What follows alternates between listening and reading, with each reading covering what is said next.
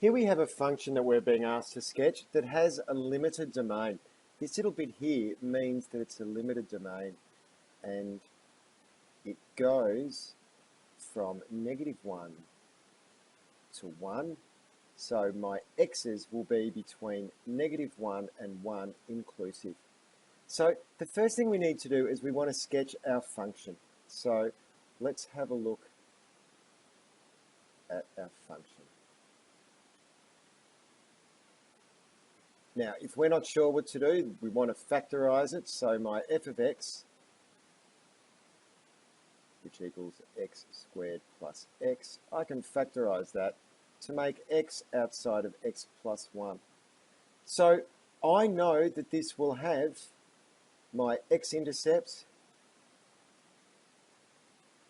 where y equals 0, so therefore 0 equals x outside of x plus 1, and my x-intercept will be at 0 or at -1.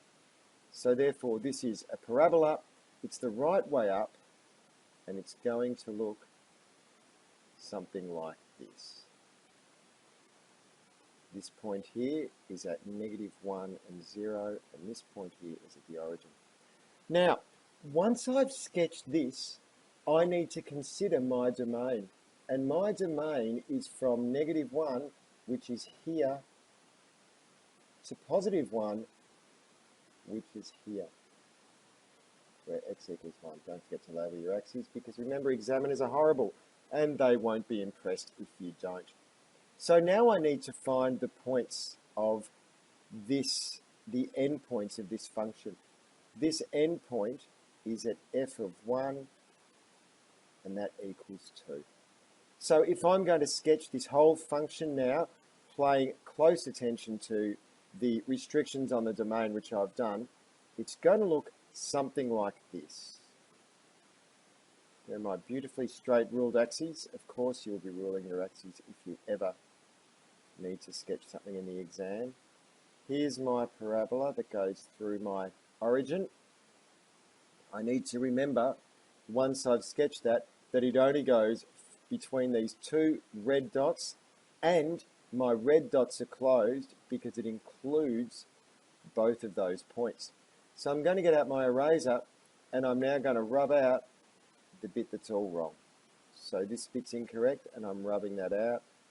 And then from 1 onwards, I'll rub out whatever. And this is why I might choose to draw my graph in pencil. Then I'll put my dots in. So let me get my pencil back. I'll put my dots in here and here. This point is at 1 and 2. This point is at -1 and 0. I pass through the origin, and here's my graph that I've sketched that fulfills the criteria. And the last thing I might want to do is just label a graph f of x, because examiners love that sort of stuff. Now, if I want to use the calculator to do this, what I can do is go to my graph and table function here, and then I'll enter my equation in where it says y1. So this is x squared plus x.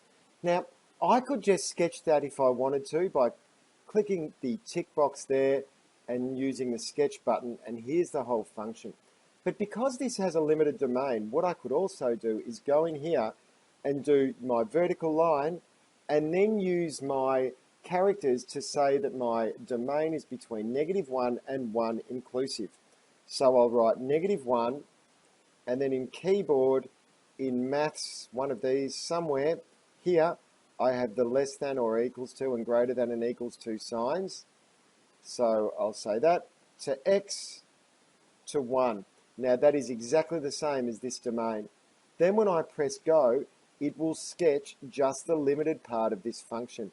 And you can see that looks pretty good.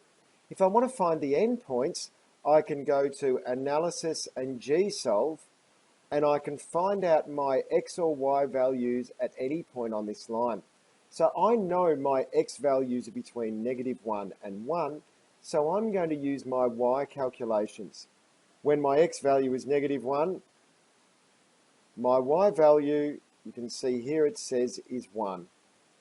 when my x value is 1, then it'll tell me my y value is 2. And there you go. It's written there or here as well. So here's a way I can sketch functions with a limited domain on my calculator and find out all sorts of values. I can even find out a turning point. So if I look here for the minimum, there's my turning point, and it says, it's hard to read, -0.5 and -0.25. So if I wanted to include that here, I could say this point here is -0.5 and -0.25. And I got that from the calculator.